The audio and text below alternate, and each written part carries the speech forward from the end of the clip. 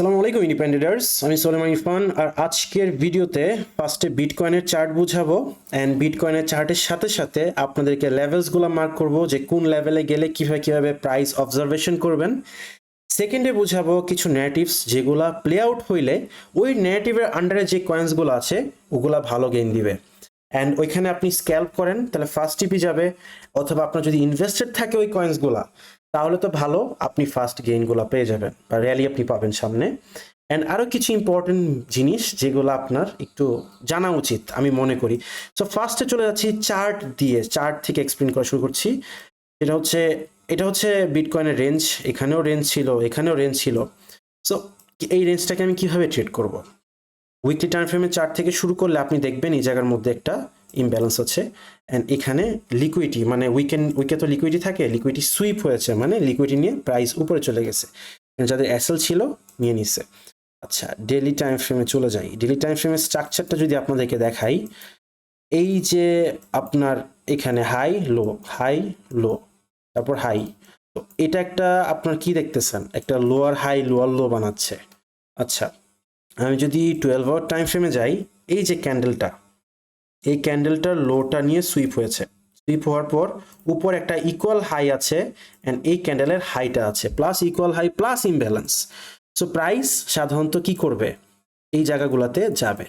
সাধারণত যারা আপনারা ইকুয়াল হাই ইমব্যালেন্স এই জিনিসগুলো বুঝতেছেন না, তাদেরকে আমি রিকোয়েস্ট করব আমার ইউটিউবের প্লে লিস্টের মধ্যে স্মার্ট মানি কনসেপ্ট একটা কোর্স আছে, ওই কোর্সের ভিডিওগুলো ফ্রি, ওগুলা দেখেন, আপনার জন্য ট্রেডিং অনেক ইজি হয়ে যাবে।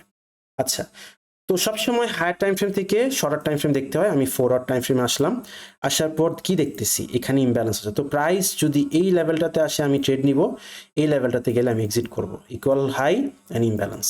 তো আমাদের ট্রেডের রেঞ্জ কতটুকু হবে, 6%, ইজি রেঞ্জ। অ্যান্ড যখন প্রাইস এখানে চলে আসবে তখন দেখবো ক্যান্ডেল কি ডেলি ক্যান্ডেল আমার সুইপ হচ্ছে। সুইপ মিনস এই যে এখানে একটা ক্যান্ডেল দেখছেন না, এই ক্যান্ডেলটা উপর ক্যান্ডেল নিয়ে সুইপ দিয়ে দিল না, সুইপ হচ্ছে নাকি এরকম একটা বড় ক্যান্ডেলের বডি উপরে ক্লোজ হয়ে যাচ্ছে। বডি ক্লোজ হয়ে যায় তাহলে হায়ার টার্গেটসে যাবে। তবে আমি এক্সপেক্ট করতেছি না বডি ক্লোজিং হবে, কজ আমি এক্সপেক্ট করতেছি এখানে রেঞ্জ বানাবে, আরেকটা রেঞ্জ বানাবে। তো এটাই আপাতত আমার মার্কেটের প্ল্যান। অ্যান্ড এইভাবে আমি আপাতত এই রেঞ্জটাতে ট্রেড করব, তারপর ডেলি ক্লোজিংয়ের পর ডিসিশন নিব যে আমার রেঞ্জগুলো কিভাবে অবজারভেশন হবে, হাই ক্লোজ অথবা আপনার কি বলে রিট্রেস এন্ট্রি। তো প্রত্যেকটা স্ট্রাকচারের পরে যখন পাম দিয়ে দিবে ওইটা শিফটের পরে আর রিট্রেসে হয় আপনার এন্ট্রি।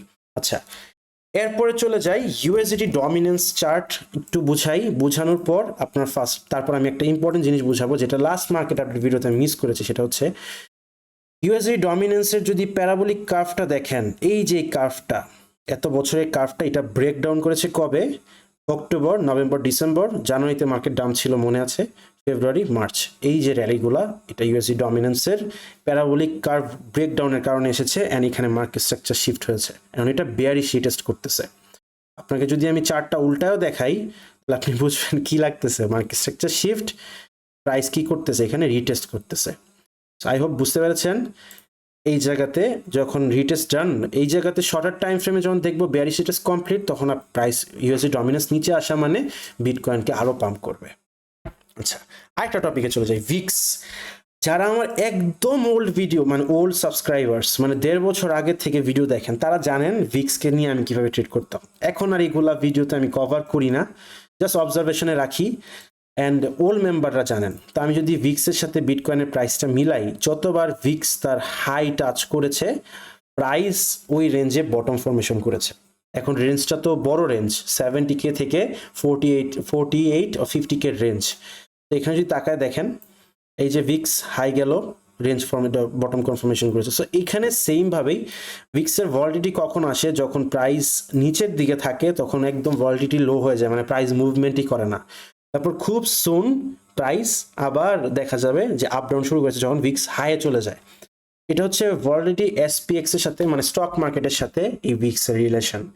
এটাকে আপনি যদি বিটকয়েনের চার্টের সাথে মিলান, তাহলে আপনি যদি আইডেন্টিফাই করেন, স্কুইজ করেন, তাহলে দেখবেন লেভেলসগুলা ভিক্সের ইম্পর্টেন্সটুকু কি।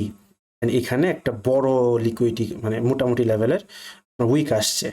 সো এখানেও উইক আসছিল, তারপর র্যালি, এই সেম সিচুয়েশনটা আপনি ভিক্সের সাথে ম্যাচ করতে পারেন। এখানে রেঞ্জ করছে, প্রাইসও রেঞ্জ করেছে।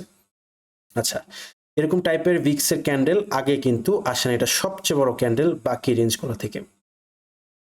তো এটা একটা কনফার্মেশন আপনাদের জন্য। আমি চার্ট রিমুভ করে দিতেছি। এখন চলে যাই নেগেটিভের আন্ডারে, যে নেগেটিভস নিয়ে আমি যে কথা বলবো। তো আপনি যদি বিএনবি চেইনের চার্টে যান, আমি এটা রিমুভ করে দিতেছি, এই জায়গাতে গিয়ে এটা রিমুভ করে দিতেছি। তো বিএনবি চেইনের যদি এক্সে অ্যাকাউন্টে যান তাহলে দেখবেন ওটা ডেট পোস্ট করেছে 192024। আর কি বোঝাচ্ছে, আপনারা যারা জানেন না, সিজেড কিন্তু সেপ্টেম্বরে জেল থেকে রিলিজ পাবে। অ্যান্ড সেপ্টেম্বরে যেহেতু রিলিজ পাবে, তো ওই বাইন্যান্সে এই জায়গায় যদি কয়েন মার্কেট ক্যাপে ফিল্টারে আসেন, ফিল্টার্সে যাওয়ার পর এখানে যদি আপনি ক্যাটাগরিসে যান, লিখেন বাইন্যান্স, তো এখানে যতগুলা সিলেক্টেড কয়েন্স আছে এই কয়েন্সগুলা দেখবেন বেস বানিয়ে ফেলছে। সো এখন এগুলাতে আমি পাম্প এক্সপেক্ট করতেছি। এখন আপনি ভাবতে পারেন যে ভাই আচ্ছা এই নেগেটিভে পাম্প এক্সপেক্ট করতে, সুই কিন্তু অলরেডি শুরু করে দিছে, নট শুরু করবে সুন, তো এইগুলা কয়েনগুলা দেখতে পারেন। তো ওই কয়েনগুলো এমন না এখনই ঢুকে কিনে ফেলার না, আপনার অবশ্যই চার্টের মধ্যে স্ট্রাকচার দেখে তারপর এন্ট্রি নিতে হবে। সো এই নেগেটিভটা কিন্তু সেপ্টেম্বরে প্লে আউট হইতে পারে। শর্ট নেগেটিভ না লং নেগেটিভ এটা পরে বোঝা যাবে। আচ্ছা, আরেকটা নেগেটিভ নিয়ে কথা বলবো, এটা অ্যাকচুয়ালি নেগেটিভ না। আপনারা যারা এফটিএক্স ক্র্যাশের টাইমে আমার সাথে ছিলেন তারা জানেন যে আমি নিউজ বেস ট্রেড করি না।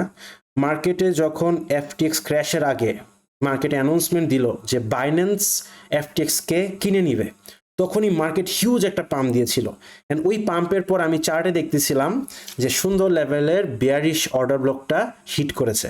আপনাদেরকে বলেছিলাম টেলিগ্রামে মার্কেট থেকে এক্সিট নেন, যারা ছিল তারা মার্কেট থেকে এক্সিট নিয়েছিলেন। ওই রাত্রের মধ্যেই প্রাইস কিন্তু একদম 18, তখন প্রাইস কত ছিল চলতেছে মনে হয় 18-20 সামথিং, ওইখান থেকে 15,000-এ চলে আসে। অ্যান্ড অনেকেই ওখানে আটকায় যান যারা আমার কথা শুনেন নাই। সো এই যে এফটিএক্স এর নিউজটা, সেটা হচ্ছে যারা ইনভেস্টর অথবা ক্রিয়েটর তাদেরকে ফান্ড রিফান্ড করবে, অ্যান্ড ম্যাক্সিমামই পে আউট চাচ্ছে ক্রিপ্টো কারেন্সিতে। অ্যান্ড এটার ফাইনাল ডিসিশন আসবে October 7-এ, যেটা Q3-তে। Q3 means October, November, December. Q3 মার্কেটের জন্য সবসময়, Q4 মার্কেটের জন্য সবসময় ভালো হয়। অ্যান্ড এটা যদি হয় তাহলে ক্রিপ্টো মার্কেটে হিউজ লেভেলের মানি ইনজেক্ট হবে। অ্যান্ড এটা যে ইনজেক্ট হবে, এটা কি মার্কেট মেকার্সরা ইনজেক্ট হওয়ার আগেই পাম্প করায় এদেরকে এক্সিট লিকুইডিটি বানাবে, অর বটমে কিনা? এটা অবজারভেশনের টাইম, কজ চার্ট আমাদেরকে বলবে ওটা কি এক্সিটের টাইম হবে নাকি ওইটা আপনার এন্ট্রির টাইম হবে। তো আমি এক্সপেক্ট করতেছি এটা ওদেরকে এক্সিট লিকুইডিটি অ্যান্ড মার্কেটে এর আগেই মার্কেটকে পাম্প করাবে। তো দেখবো, এই জিনিসটা মাথায় রাখবেন যে এই ডেটটা, যে এই ন্যারেটিভটা কিভাবে প্লে আউট হয়। আপডেট আমি দিয়ে দিব, সমস্যা নেই। সো আই হোপ বুঝতে পেরেছেন আমার এখন ট্রেডিং রেঞ্জ কতটুকু, 6%। অ্যান্ড এটাকে ফ্লিপ করলে অথবা করলে আবার বাকি ট্রেডিং রেঞ্জ হবে এখান থেকে এই পর্যন্ত। আই হোপ বুঝতে পেরেছেন। বোঝার পর যদি আপনাদের কোনো প্রবলেমস থাকে কমেন্ট সেকশনে আমাকে ওপিনিয়ন জানাবেন, লাইক বাটনে প্রেস করে সাবস্ক্রাইব বাটনে প্রেস করে দিন। অ্যান্ড লাস্ট ভিডিওটাতে অনেক ভালো লেভেলের রেসপন্স আসছে, আশা করব আপনারা সাজেস্ট করবেন নেক্সট ভিডিও কী নিয়ে বানানো উচিত। ভালো থাকবেন সবাই, আসসালামু আলাইকুম ইন্ডিপেন্ডেন্ট ট্রেডার্স।